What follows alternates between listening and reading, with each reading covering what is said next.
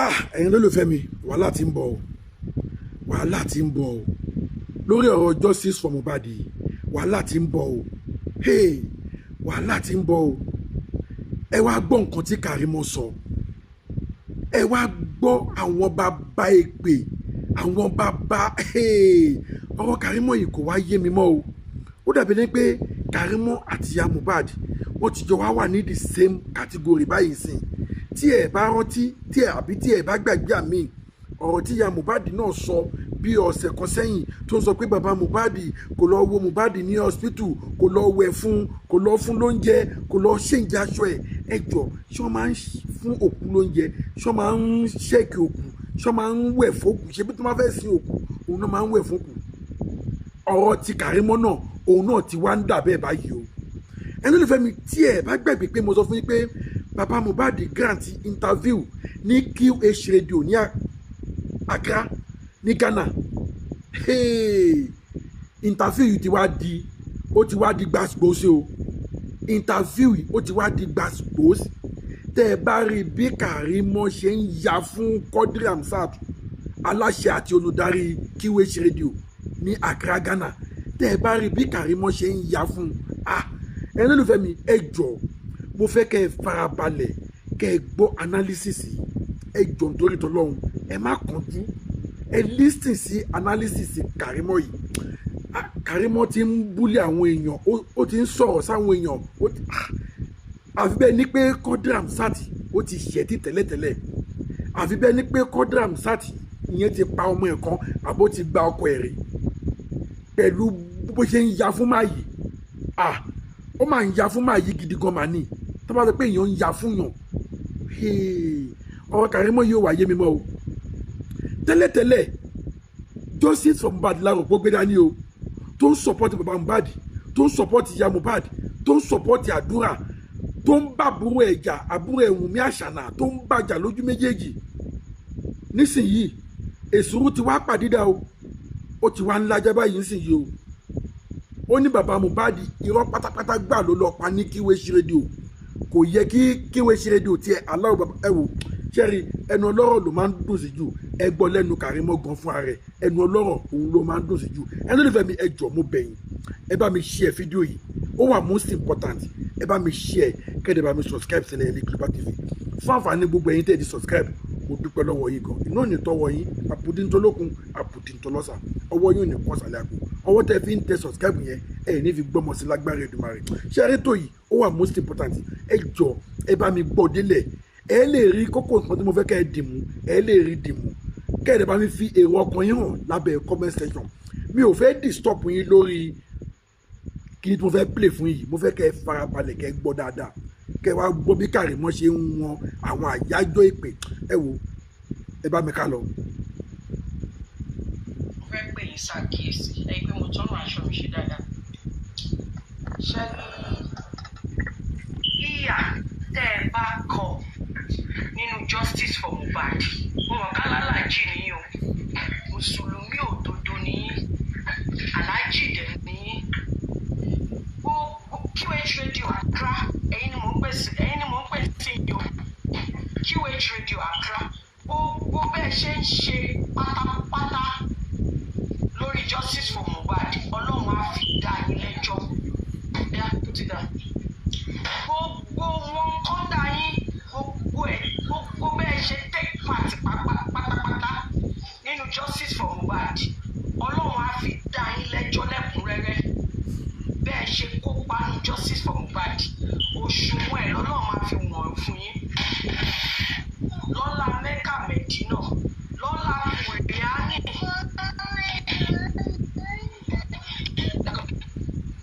kì í ṣe pé ó pé pàtí mo kó nínú justice for Mohbad ọlọ́run fi dá mi lẹ́jọ́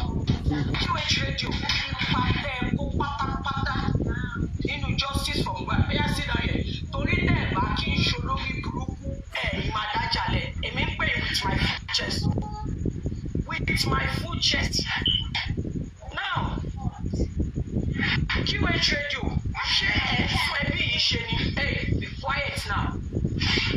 QH radio mo bí yín o ṣé ẹ tún ẹbí yìí ṣe ni àbí ẹ da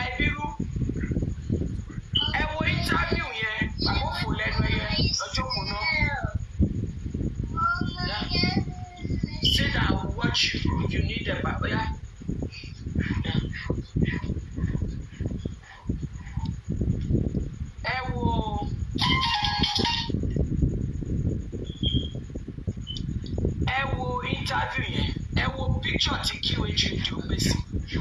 ẹ wo picture ya Mohbad tí QH Radio tó gbé sí orí interview yẹn àti pé a máa gbọ́ interview yẹn o a máa wo ipa let's cool down a máa wo ìsọ̀rọ̀ sí QH Radio a máa wo bó ṣe sọ QH Radio gbogbo akitiyan yín gbogbo ìgbìyànjú yín gbogbo bẹ́ẹ̀ ṣe kópa láàárín ìdílé Mohbad olóògbé bẹ́ẹ̀ ṣe kópa bẹ́ẹ̀ contribution yín nínú ìdílé yẹn Ọlọ́run á fi wú ẹ̀ san fún yín ní ìlọ́po ọ̀nà. Alhaji Quadri Hamzat ẹ̀yin ni mò ń pè o èmi ń pè yín with my full chest gbogbo ipa tẹ́ ẹ̀ ń kó lọ́wọ́lọ́wọ́ àti tẹ́ ẹ ti kó àti tẹ́ ẹ máa kó lọ́lá Mẹ́kà Mẹ́dínà tẹ́ lọ lọ́lá àràfá tẹ́ ẹ gùn á fi dá yín lẹ́jọ́ yálà pé fẹ́ kí ẹbí yẹn tò ní èmi ò bá yín sọ̀rọ̀ justice nsìn yìí o ìgbìyànjú yín ó yẹ fẹ́ kẹ́bí yẹn tò ó yẹ fẹ́ kẹ́bí yẹn má tò ó yẹ ẹ̀yìn sí gbogbo ìgbìyànjú yín pátápátá Quadri Hamzat QH Radio Accra ìwọ ni mò ń pè gbogbo bó o ṣe kópa nínú ìdílé yẹn lọ́la Mẹ́kà Mẹ́dínà tó lọ lọ́la aṣọ ara mi tó dàbọ̀ra lọ́la òkò tó sọ fáṣítà ní Mẹ́kà á fi dá ẹ lẹ́jọ́ Ọlọ́run á fi dá ẹ lẹ́jọ́ channel olórí burúkú ni èmi ń pè yín with my full chest o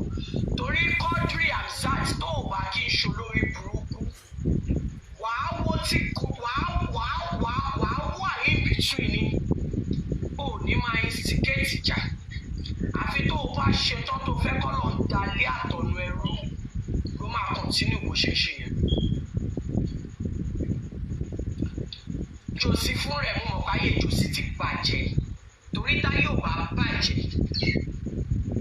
tí ayé ò bá bàjẹ́ kò ní máa wí òkú kọ̀ọ̀kan tó ń wí lẹ́nu yẹn jáde. Now kí n tó lọ sọ́dọ̀ Jòsí Quadri Hamzat èmi ń pè ẹ́ ni pé gbogbo bó o bá ṣe kópa gbogbo ìkópa ẹ gbogbo bó o ṣe ṣe bó o ṣe da ẹbí yẹn rú bóyá yálà ò ń dàrú ni yálà ò ń túnṣe ni lọ́la Mẹ́kà Mẹ́dínà tó lọ lọ́la Mẹ́kà Mẹ́dínà tó lọ lọ́la aṣọ ara mi tó dàbúra kó tó gun àràfá lọ́la òkú àṣìtáyì tó sọ lọ́la omi sẹ̀mísẹ́mì tó mú wọ́n á fi dá ẹ lẹ́jọ́ bó ṣe yẹ ẹ jẹ́ ká máa gbọ́ interview yẹn lọ. àmọ́ báyé tí náà bá jayé ìpolúkúlù wá fún mi o Quadri Hamzat mò ń retí èsì ẹ lẹ́yìn iṣó tí mo ṣe èsì ọ̀rọ̀ ẹ tó bá jẹ́ pé bọ́lá ṣe máa dalé àtọ̀nù ẹrú gbogbo ìkópa ẹ lórí justice for Mohbad lórí ìdílé Mohbad fúnra ra. ẹ lólùfẹ́ mi ṣé ẹ sáà ń gbọ́ bí Kàrímọ́ ṣe ń wọn Quadri Hamzat ní ègbè ẹ jọ kí ni máa yí rà nígbà Quadri Hamzat kí ni máa yí ṣe tẹ́nìkan ò ṣe rí lórí wípé ó interview bàbá Mohbad lórí wípé ó sọ pé òun gbọ́ wípé bàbá Mohbad fẹ́ padà fẹ́ ìyá Mohbad ṣé lóòótọ́ ni àbírọ́ ni àwọn ń gbọ́ information yẹn bẹ́ẹ̀ bàbá Mohbad dẹ̀ sọ wípé bẹ́ẹ̀ kọ́ pé ọ̀rọ̀ ò rí bẹ́ẹ̀ ókè ṣé ẹ̀ṣẹ̀ tún ni kéèyàn béèrè ọ̀rọ̀ lọ́wọ́ èèyàn sìn ṣé ká sọ wípé ẹlẹ́dàá Mohbad òun ló ń kó sínú àwọn ẹni yìí tó fi ń ṣìsọ ni àbí torí pé eléyìí o torí àṣìsọ leléyìí eléyìí ò dẹ̀ kì í ṣe ọ̀rọ̀ olórí pípé mọ́ ẹ wo bí ìyá Mohbad náà ṣe sọ tiẹ̀ tó ní kí bàbá máa lọ yẹ ọmọ wò kó máa lọ wẹ̀ fún kó máa lọ ṣéǹjẹ aṣọ ẹ̀ kó máa lọ fún lóúnjẹ ṣé nítorí ẹ̀ bá pé ṣé a máa sọ̀rọ̀ bẹ́ẹ̀ yẹn ẹ tún gbọ́ nǹkan tí Kàrímọ́ tún sọ fún ẹni ẹlẹ́ni ló ń gbé ṣé ìpè ló ń fi aṣọ ara mi tó lọ ló ń fi Mẹ́kà àti Mẹ̀dínà tó lọ òun ló fi ń ṣépè fẹ́ ní ẹlẹ́ni ṣé nǹkan kan ò ti ń wọnú ayé ṣé Ẹlẹ́nifẹ́mi ẹjọ́ mo nídìí opinion ọkàn tiyín náà mo nídìí gẹ́gẹ́ bí èrò ọkàn tèmi ó dàbẹ̀ ni pé ẹlẹ́dàá Mohbad ti ń jà skánskán ó ti ń wọnú ọ̀rọ̀ wọn ṣé mo pé mo dẹ̀ sọ fún yín mo ní bí justice bá ṣe ń pẹ́ tó bẹ́ẹ̀ làṣírí ṣe máa tú tó àìmọye àwọn tó jẹ́ pé ojú justice lẹ fi ń wò wọn o tó dẹ̀ pé anti justice ni wọ́n this same Karimo yìí ló ti takùn Yomi bíi kò sí nǹkan tí ò sọ sí Yomi tán mo tiẹ̀ ní first record kan gba mi ò kàn fẹ́ gba àsìkò yìí ni ibi tó ti ń sọ wípé ẹni kí Yomi wá búra tí Yomi ò bá kí ń ṣoògùn ẹni kí Yomi wá búra tí Yomi ò bá lo oògùn lọ síbi conference yẹn tí Yomi bá ń ṣoògùn tó bá lo oògùn lọ síbi conference èwo títí ẹ̀ ń bẹ̀ ṣé ẹ ti rí pé àwọn ọ̀rọ̀ tí ò mọ̀pọlọ wá tí ò mọ̀pọlọ pípé wá ó ti ń jáde lẹ́nu wọn báyìí sí èmi mọ̀ pé ẹlẹ́dàá Mohbad òun ló ń ti àwọn ọ̀sọ̀kúsọ yẹn sí wọn lẹ́nu ìwọ tó yẹ pé ojúmọ́ kan ìjà kan ni fún wa àti Wùnmí ojú ti wá dẹni tó ti wá ń sọpọ́tì Wùnmí báyìí Ẹlẹ́nifẹ́mi ẹ bá mi fèrè ọkàn yín hàn lábẹ́ comment section ẹ jọ̀ọ́ kẹ́dẹ̀ bá mi share fídíò yìí ó wà most important ẹ bá mi share fídíò yìí kẹ́dẹ̀ bá mi subscribe sílẹ̀ Global TV ẹ máa gbọ́ lọ. gbogbo bó ṣe ń yí sí láti polówó ọjà tiẹ̀ láti promote ọjà tiẹ̀ tó ń yí sí tó ń jókòó tó ń ṣépè fún iṣẹ́ ìwọlé ìbímọ kó o ṣàbíamọ ńgbà tó jẹ́ pé irú ìró òbúrùn òun ni ẹ́. a rí bí nígbà tí bàbá Mohbad lọ sọ́dọ̀ Oríyọmí Hamzat nìbàdàn a rí bí aláàjì ṣe fi làákàyè bàlájì ṣe fi làákàyè lọ́rọ̀ yẹn. aláàjì tún sọ pé tí ìyá Mohbad bá fẹ́ wá sọ́dọ̀ àwọn á ṣe interview. ìyá aláàjì ò ṣorí burúkú tí wọ́n kíwèé ṣèjì ò ṣe lọ́wọ́lọ́wọ́ yìí aláàjì Oríyọmí Hamzat ò ṣe bẹ́ẹ̀. Can you stop? aláàjì Oríyọmí Hamzat wọn ò ṣorí burúkú tí wọ́n kíwèé ṣèjì ìwọ contract àtẹ̀mí ń pè é pẹ̀lú orúkọ mi ni o mò ń pè é pẹ̀lú orúkọ ẹ̀ I'm calling you with my full chest.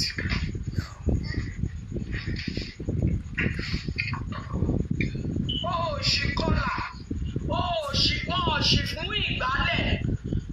tó ń wò ṣùṣù ọwọ́ tó fi wàhálà sí ẹlẹ́ẹ̀kẹ́ lórí burúkú ajá dúdú ènìyàn kúkúrú bìlísì àyàrá tó ga wèrè ẹjọ́ ẹ̀kọ́ ńgbà afọ́jú kan tó bá jọba nílùú afọ́jú olórí burúkú aláyé bàjẹ́ kúkúrú sanpé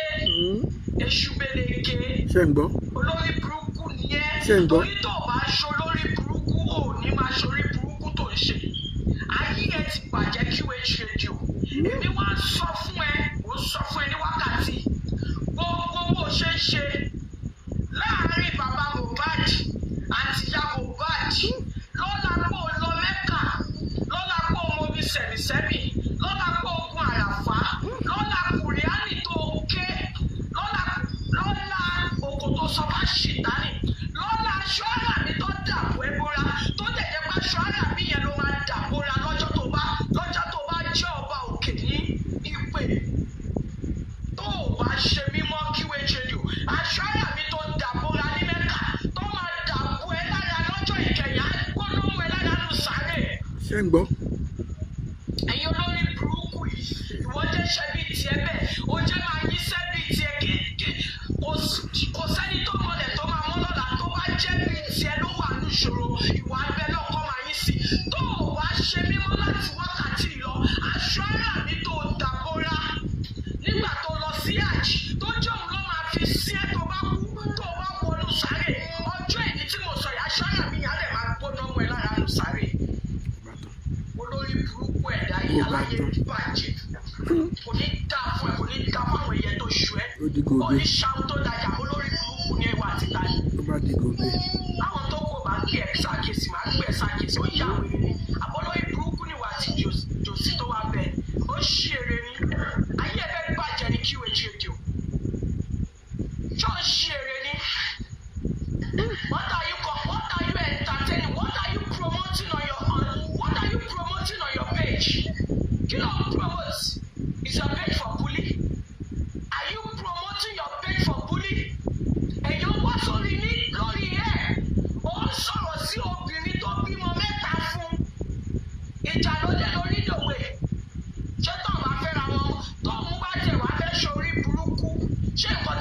TV station ṣe nìyẹn.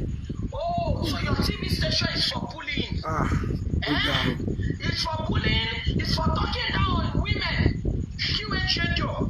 Ṣọlọ́rí burúkú ni ẹni Mr. Owala. Josie, orí burúkú ẹsẹ̀ gbẹ kan mo ṣe ń bọ̀ wá bẹ́ẹ̀ o. Mo ń bọ̀ wá fún ẹ jẹ́ kí n fọ́ lórí burúkú kọ́ọ̀dì. Kúkúrú sanpé yẹn tó kúrú tó dàbí sanpépà. Olórí burúkú ẹ̀gbọ́n mi sáńkúbi aláyé bàjẹ́.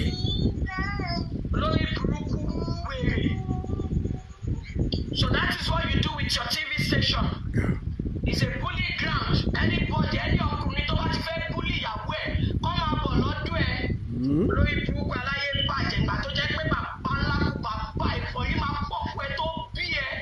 bó ṣe ṣèyẹ ṣíkàṣíkà nìyẹn. Báyẹ̀ pẹ̀wẹ́rẹ́ tó kó bọ̀ yẹ ìdí tó bí ẹ kò ṣèyẹ ṣíkàṣíkà. Ó ní fi TV station ẹlẹ̀ fún fáláyé bàjẹ́ ọkùnrin táyé ẹ ti bàjẹ́ tó ayé ẹ ti polúkúlùkùṣù. Ó ní fílẹ̀ pé kó máa búlì obìnrin. Ọ̀tọ̀ọ̀tọ̀ kí àná ọ̀gbìn wọ́n bímọ mẹ́ta fúnra wọn. Ìjà ló lé lórí ìdòwe táyé jòsí bá ti bàjẹ́ tí jòsí yìí olórí burúkú tó joyè bàbá òfò lẹ́nu ẹyẹ tí ò sọ́nà tí ò lè jáde nígboro ẹnu ẹ̀ olórí burúkú ààrẹ kọ́dí Hamzat ṣé justice náà nù ṣé justice ló ń wá yẹn òun wá justice ní àbí nǹkan tó fi TV station ṣe nìyẹn.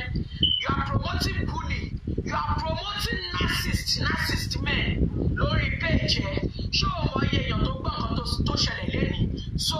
tẹ gbogbo ó dá ọjà ìṣèpolówó ọjà tó jẹ́ bẹ́ẹ̀ ìṣèpolówó tó sanwó fún. Gbogbo ẹ̀yin ọkùnrin aláyé bàjẹ́.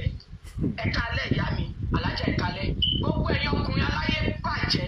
Tẹ́ ẹ bá fẹ́ búlì ìyàwó yín tẹ́ ẹ mọ bẹ́ẹ̀ ṣe máa búlì ẹ̀. Ẹ lọ sọ́dọ̀ QH Radio láàkúrá. Ẹ lọ sí TV station. Ibẹ̀ lọ ti ń búlì èèyàn. Ibẹ̀ lọkùnrin táyé ẹ̀ ti bàjẹ́ yẹn ọkùnrin táyé ẹ̀ ti bàjẹ́ bẹ́ẹ̀ ti lè sọ̀rọ̀ síyàwó yẹn ní àná. Olórí burúkú ààrẹ QH Radio Aláàjì Ọ̀wàlà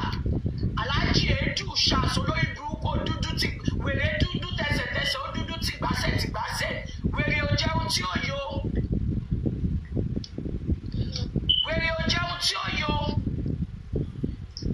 Festa Oyin Akínmádé tó wà lórí Facebook ṣé òun ò fẹ́ pa ẹ́ ṣé lákà yóò fẹ́ bá mi fẹ́ jẹ́ wẹ̀ tó o bá ti mọ̀ pé nǹkan tí mò ń ṣe ò dáa kò tẹ́ lọ́rùn má dúró lórí péjì mi o tó o bá sọ wàá kọ̀lẹ́tì táyé ò bá fẹ́ bàjẹ́ lọ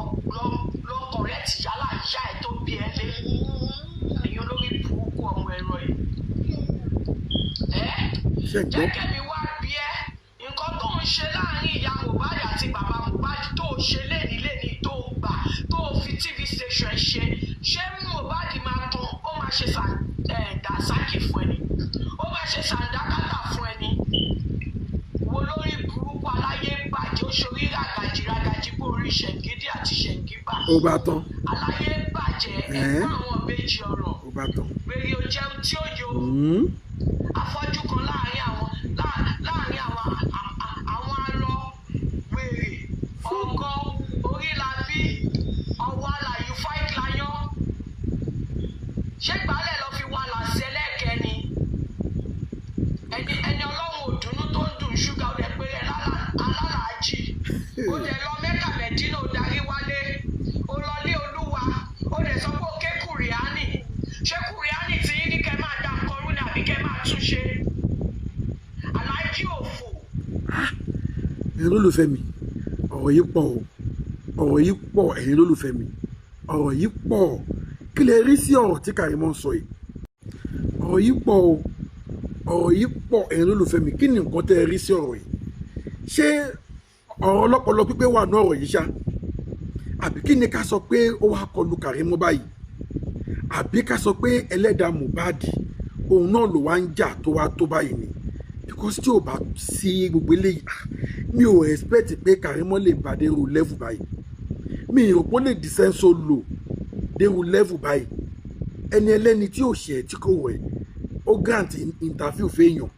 ìbéèrè ló ń béèrè lọ́wọ́ ẹ̀ mi ì dẹ̀rù pọ́ fi bìkan búmù mi rí and kéde máa wo platform bọ̀bọ̀ yìí wọn kì í bùyàn ń bẹ̀ wọn kì í ṣépè ń bẹ̀ wọn kì í sọ̀rọ̀ tí ò dá ń bẹ̀ tó bá yẹ pé platform tó yẹ pé wọ́n ti máa ń ṣépè wọ́n ti máa ń búyàn ń bẹ̀ sí a ní bóyá àwọn yẹn sọ nǹkan tí kò dá òun ló ká ẹ lára kódà gan táwọn èèyàn bá ń sọ̀rọ̀ gan tó bá ń ta wọn lára tó bá fẹ́ ṣépè a ní no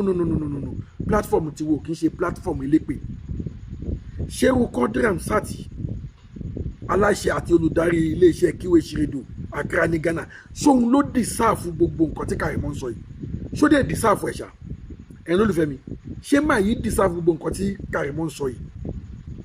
ṣe rí i pé nígbà míì ẹni agbójú okùn lé òjẹ́ ní agbá o òun yìí sọ fún yín pé àìmọye àwọn tẹ́ ẹ̀ sì ń fojú wò pé wọ́n gbé justice dání tó jẹ́ pé anti-justice ni wọ́n ṣe rí i pé Ọlọ́run ti ń fojú wọn àṣírí wọn ti ń tú ẹni lólùfẹ́ mi ẹjọ́ àní mo tún bẹ̀yìn lẹ́ẹ̀kan sí fídíò yóò ń ṣe fídíò tí ò gbọdọ̀ máa rìn fídíò yóò ń ṣe fídíò tí ò gbọdọ̀ máa go viral ẹjọ́ ẹ bá mi share fídíò yìí ẹ ò ní gbókù ọmọ sí ọwọ́ yín méjèèjì tẹ́ ẹ ní tọ́lọ́run pèsè fún yín yẹn ẹ ò ní fi gbókù ọmọ sí lágbára Èdùmàrè ọmọ yín ò ní ṣíléyà o ọkùnrin ọmọ yín kò ní ṣìyàwó fẹ́ obìnrin ọmọ yín kò ní ṣe ọkọ fẹ́ lágbára Èdùmàrè àwọn títí wọn ti bàjẹ́ wọn ò ní bá ti ń jẹ́ lágbára Èdùmàrè ẹ bá mi share fídíò yìí kéde bá mi subscribe sílẹ̀ ní Global TV lórí YouTube bákan náà ẹ jẹ́ kí n dẹ̀ tún play díẹ̀ sí fún yín ẹ jẹ́ kí n tún play díẹ̀ sí fún yín but ó ti ń ká èmi lára ó ti ń dùn mí ẹ tún gbọ́ díẹ̀ sí. àwọn aláàjì ganuganu irú yín ló ń bá wí tó lè ganu síbẹ̀ yẹn olórí burúkú aláyé bàjẹ́ torí ó fẹ́ fi jòsí méèkì owó torí ó fẹ́ promote jòsí kó lè máa wá gbà tó jẹ́ pé jòsí náà ò ní làákàyè ìfún jòsí ti torí kò lè bí dé jò onífún dọ̀bálẹ̀ bí dé jò jòsí láyé kọ́kọ́ bàjẹ́ káyé wọ́n Quadri Hamzat tó bàjẹ́ ìbàjẹ́ lórí Yomi Hamzat ṣe ń ṣe nìbàdàn nìyẹn Ọlọ́run á máa kó wọn yọ nínú gbogbo ewu tó ń kó sí Quadri Hamzat dúdú ẹ̀ ńlá ta wàláì dúdú ẹ̀ ńlá ta ó ti dèmi àti ẹ o èmi àti ẹni láti sìn lọ tó bá ti ṣe ń ṣe màá máa jáde fún ẹ màá máa jáde fún ẹ olórí burúkú ẹ̀dá olórí gọ̀ọ̀bù aláyé bàjẹ́ inú ìbàjẹ́ èèyàn kan nínú ẹkún àwọn kan ni wọ́n ti ń ṣọlá inú ẹ̀ ni wọ́n ti ń ṣọlá ló ti ń rọmọwọ́ lọ sẹ́nu owó tó bá pa lórí gbogbo YouTube owó tó bá pa lórí ṣó ẹ̀ ní tó bá fi tọ́ ọmọ yẹn ò ní jẹ̀bi ọmọ yẹn tó máa fi jáde láyé gbogbo bí kíbi tó bá ti stream ẹ lágbàáyé lẹ́ni pẹ̀lú ṣó tó ṣe lẹ́ni ò ní jẹ̀bi ọmọ yẹn tó bá fi tọ́ ọmọ aláyé bàjẹ́ olórí burúkú ẹ̀dá bóyá sọ fún mi bó o ṣe yíyà tó ṣe nǹkan tó ṣe lẹ́ni láàárín bàbá Mohbad àti ìyá Mohbad ṣé tí Mohbad bá wà láyé á kọ sára sí ẹ á ṣe sàdákátà fún ẹ aláyé bàjẹ́ lórí burúkú ẹ̀dá wèrè ò jẹun tí ó yọ ọjọ́ wèrè tẹsẹ̀tẹsẹ̀ aláyé àbámọ̀ irú yín tẹ̀ ń bá àwọn alájí náà jẹ lílé. ó bá tán. èmi ò mọ̀ pé TV station ó sílẹ̀ fún kúlẹ̀yìn mi ò mọ̀ pé ó sílẹ̀ fún dragging of anybody. ẹ̀yin olólùfẹ́ mi ṣé ń gbọ́ Karimo ṣé ń gbọ́ Karimo. kọ́ máa lọ jìnnà kọ́ máa bọ̀ lọ́dọ̀ ẹ̀ lórí burúkú ẹ̀. ẹ wò jòsí kórí burúkú ẹ̀. ẹ̀yin olólùfẹ́ mi a lè torí àwíjàre kí tó tán lẹ́nu kódà tí n bá ní kí n máa play voice note yẹn lọ fún yín in fact ó lé ní 1 hour ó lé ní 1 hour tí n bá ní kí n máa play ẹ lọ fún yín ó lé ní 1 hour ẹ jọ̀ọ́ ẹ̀yin olólùfẹ́ mi mo fẹ́ kẹ́ ẹ fi èrò ọkàn yín hàn lórí comment section lórí ọ̀rọ̀ tí Karimo sọ yìí ọ̀rọ̀ yìí ti pọ̀ jù Ọlọ́run tó bá jẹ́ pé lómi ni Alhaji Quadri Hamzat ni ó yẹ kó sú Karimo ni ó yẹ kó sú ẹ ní ọ̀rọ̀ yìí ti pọ̀ jù because mi ò rí ibi tí máa yìí fi deserve gbogbo nǹkan tí Karimo ń sọ yìí mi ò rí ibi tí máa yìí ti fi deserve gbogbo nǹkan tí Karimo ń sọ yìí tó bá jẹ́ pé lómi mi ò tí mọ̀ rúgbè ìgbésẹ̀ tí máa yà gbé náà mi ò tí mọ̀ rúgbè ìgbésẹ̀ ìtàlájì yẹn máa gbé but Karimo deserve fún arrest ẹ Karimo deserve kan sọmọ ẹ Ọlọ́run tó bá yẹ pé wọn àti máa yìí ti jọ ní ìjà tẹ́tẹ́tẹ́lẹ̀ ayé ọ̀tọ̀ nìyẹn ọ̀rọ̀ yìí ti pọ̀ jù náà ó ti pọ̀ jù ẹni lè fẹ́ mi ẹ bá mi fi ọkàn yín hàn lábẹ́ comment section ṣé ọ̀rọ̀ tí Karimo sọ yìí ṣó dáa ṣó bójúmu ṣé ọ̀rọ̀ ọlọ́pọlọ pípé ni àbọ̀rọ̀ ẹni tó ti ní gángan lọ́dọ̀ ti tèmi nǹkan mi ti wà ní ọ̀rọ̀ Karimo to God who made me nǹkan mi ti wà nínú ẹ̀ ẹ bá mi fi ọkàn yín hàn kẹ́ẹ̀dẹ̀ jọ kẹ́ bá mi share fídíò yìí mo ṣe sọ ẹ bá mi share fún àǹfààní ẹ̀yin tẹ́ ẹ ti subscribe ẹ bá mi subscribe káyọ̀ máa jẹ ìgbádùn ètò ìṣẹ́ mọ̀ ìmọ̀ ni mo promise yín pé any information tí n bá ti rí màmá mú wá fún yín mo tún ní kí sáré wá mú gbóyè wá fún yín ẹ ṣé o ire o.